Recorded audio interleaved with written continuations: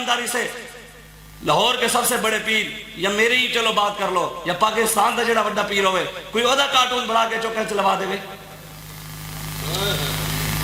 ان کا کوئی کارٹون بنا کے کوئی پیر کو غیرت بھی آئے گی مریدوں کو بھی آئے گی احتجاج بھی ہوگا روڈ بھی بلاک کریں گے لیکن بات رسول اللہ کی آئے تو غیرت کسی کو بھی نہیں آتی. ایک بندہ میرے والد صاحب جنازہ پڑھا کے گھر گئے وہاں پر کسی کی کلخانی تھی تو تقریر کی بندہ کھڑا ہو گیا اس نے کہا حضور آپ کا اشارہ تقریر کے اندر میرے پیر صاحب کی طرف جا رہا ہے تو میرے والد صاحب نے کہا جا رہا ہے تو جانے دے بھی تیرے پیر کام نہیں کیتا دے پھر ہونا سی گل ہی نہ کریے تیرے پیر کسی کے پیر کے خلاف بات کرنا کوئی کفر نہیں ہے یا تو دین پڑھو یا پھر ہا کر ہمیں بھی سمجھاؤ بدلے گا زمانہ.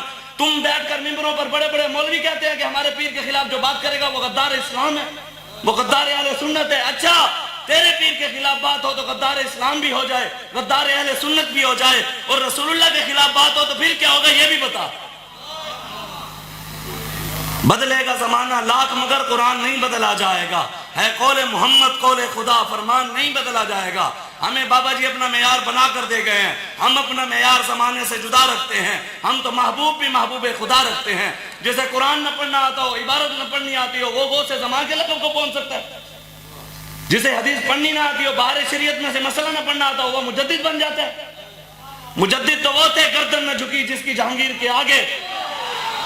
امام ربانی مجدد الفسانی کو 40 پہلوانوں نے زور لگایا کہ گردن جھکا لو. جب پہلوان سامنے آئے پہلے آپ کی گردن یوں تھی جب پہلوانوں کو دیکھا اور یوں کر لیا. ہمارے بابا جی تھے اصل تو بھی وہ تھے نا جو ہمیں بتا کر گئے. اب یہاں پر کوئی کہے کہ ایسی جی لاہور دے وچ میں کہا یار نواز شریف کے بندے پورے پاکستان میں 2000 بھی وفادار نہیں تھے 2000 بندے بھی نہیں تھا اس کی ماں کے جنازے پر. یار councillor chairman M N A M P A بھی نہیں آیا. اتنی بھی بابا جی فرماتے تھے او پترا بڑے جنازے حکمرانیاں نال نہیں محمد عربی دی غلامی نال ہونے بڑے جنازے محمد عربی دی غلامی نال جتنا اتنے بھی یار کم از کم حضور سے وفا سب کچھ حضور سے وفا کر کے جائیں بندے نہ بھی آئے نا اللہ فرشتے بھیج کے بندے پورے کر دے حضور کے دین کے ساتھ کھڑے ہوں بس کرے فلانا ننگ دھڑنگا پیر صاحب ہمارے میں نے دیکھا سید صاحب تھے 27 سال عمر جوان امان دیسی مرغے دے علاوہ کھاندے کہیں گے جتنا میں نے نہ کہ میرے واسطے بکرا پکاؤ یخنی بناؤ تے میں نو 20,000 جیڑی بیل سٹے گا انہوں ٹائم دیں گے تے لاکھ روپیہ دیو گے تے نہیں تے اگلے سال پہ ٹائم بھی نہیں ہے تے پیر صاحب نو 6 مرید دے تو پھڑ کے آنے 6 مرید دوں تے پیر صاحب پھر ٹور رہے میں کہ پیر صاحب تانوں 9 مہینہ لگے ایمیں بھئی دیسی مرغیاں نہیں کھاندے ہو پھر بھی رسول اللہ دے دین دا کام نہیں کرتے. ہم اپنا معیار بنائیں یار جیڑا ننگ دھڑنگا اٹھے جنہوں قرآن نہیں پڑھنا آتا شریعت کو پتہ نہیں عبارت پڑھنی نہیں آتی وہ اللہ کا ولی ہو سکتا ہے یار وہ تو بھلے ہی نہیں ہو سکتا وہ تو میں کہتا ہوں مولوی دے برابر بھی نہیں ہو سکتا. پاکستان کے جتنے بھی مولوی پیر ہیں پوری دنیا میں جتنے بھی مولوی پیر ہیں میں ہمیشہ یہ بات کرتا ہوں جو نوجوان لیاقت باغ سے فیض آباد گئے کوئی مولوی پیر ان کے مقام کو نہیں پہنچ سکتا.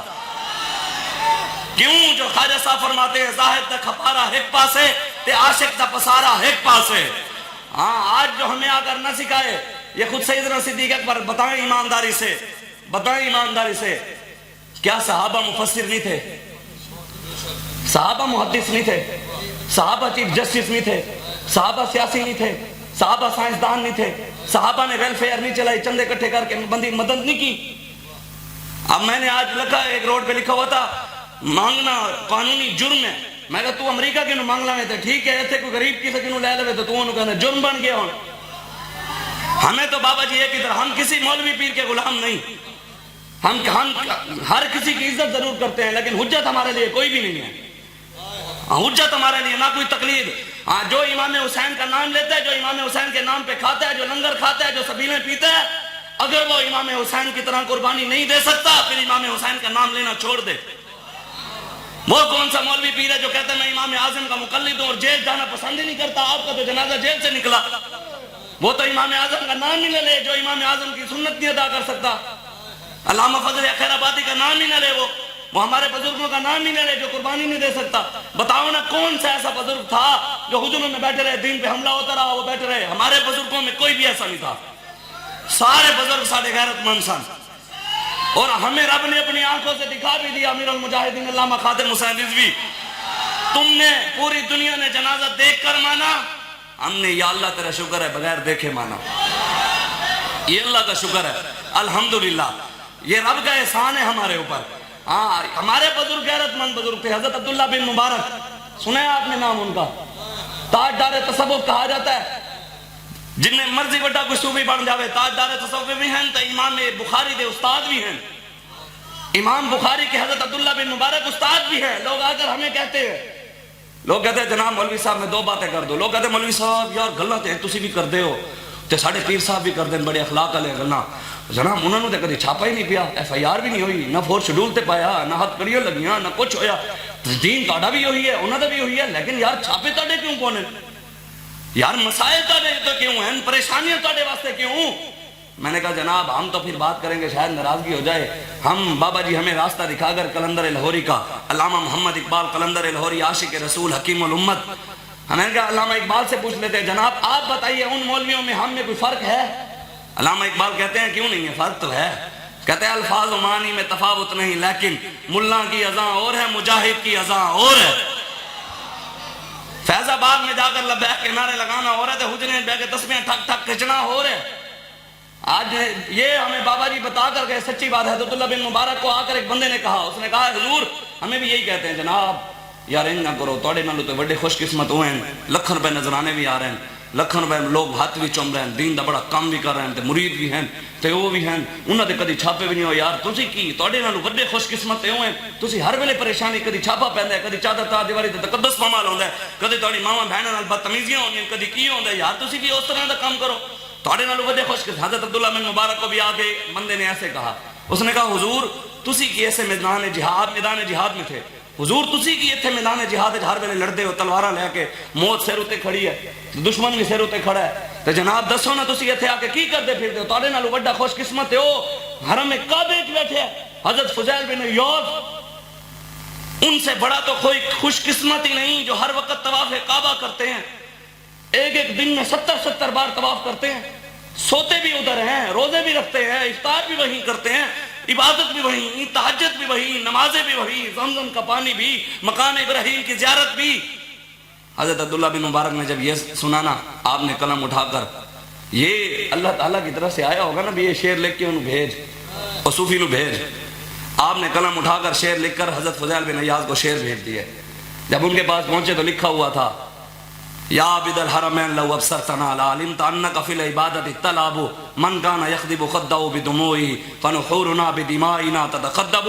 فرمایا اے حرمین دی عبادت گزار, یا عبد الحرمین, اے حرمین کی عبادت گزار, کدی آنا تو میدان وچ, کدی آ تو میدان وچ آ کے ساڈی عبادت نو ویکھ تے اپنی عبادت نو بچیاں دا کھیل سمجھے گا.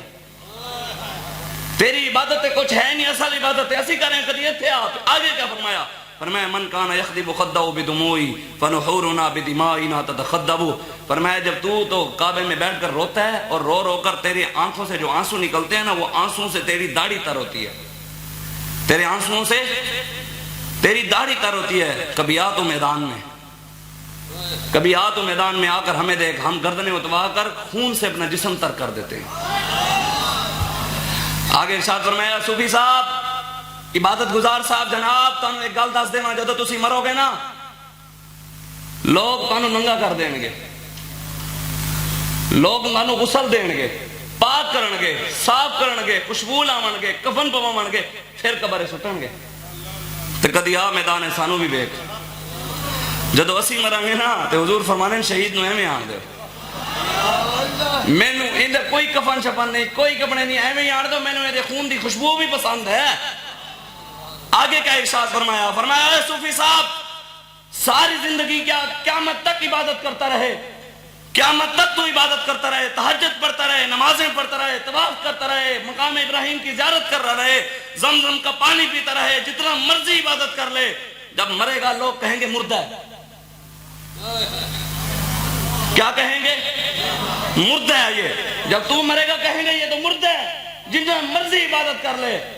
لیکن آپ کبھی میدان میں ہمیں آ کر دیکھ, ہمارے بارے میں رب نے قرآن میں خود کہا ہے, وَلَا تَقُولُوا لِمَنْ يُقْتَلُ فِي سَبِيلِ اللَّهِ أَمْوَاتٌ بَلْ أَحْيَاءٌ وَلَٰكِن لَا تَشْعُرُونَ. فرمایا ہمیں مردہ کہنے سے خود رب نے پابندی لگائی ہے, ان کو مردہ نہیں کہنا. تو یہ کوئی مت سمجھے کہ صوفی مجاہد کے برابر ثواب اس کو مل سکتا ہے. حضور کے پاس صحابی آ گئے، فرمایا یا رسول اللہ مجھے ایک عمل ایسا بتائیں کہ مجاہد کے برابر مجھے ثواب مل جائے۔ حضور نے ارشاد فرمایا کہ ساری زندگی بغیر رکے نمازیں پڑھ سکتے ہو؟ فرمایا نہیں پڑھ سکتا۔ حضور نے فرمایا بغیر رکے ساری زندگی بغیر افطار کیے روزے رکھ سکتے ہو؟ فرمایا حضور نہیں رکھ سکتا۔ حضور نے فرمایا اللہ تبارک و تعالیٰ اتنی طاقت بھی دے دے نا آپ کو، اتنی طاقت بھی دے دے، ساری زندگی نمازیں پڑھ، ساری زندگی روزے رکھ، افطار کے بغیر مجاہد کے برابر پھر بھی ثواب نہیں مل سکتا۔ ہن جنہیں مرضی تسی سجدے کر لو،